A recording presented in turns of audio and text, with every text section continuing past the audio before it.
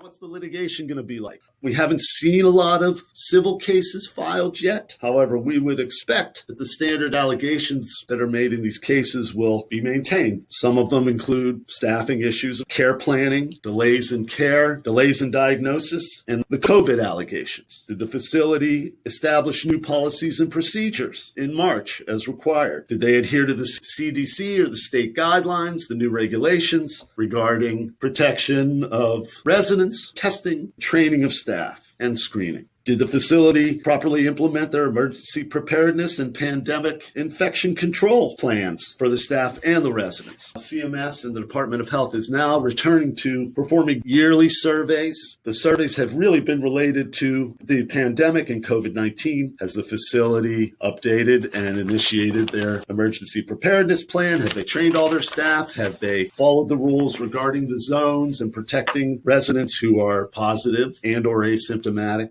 Complaint surveys, which is resident families may make a complaint to the Department of Health. Complaint surveys were still going on. Some were performed telephonically instead of the surveyors actually coming to the facility. The other thing that is on the horizon potentially is there's been a criminal investigation initiated by the Attorney General of Pennsylvania.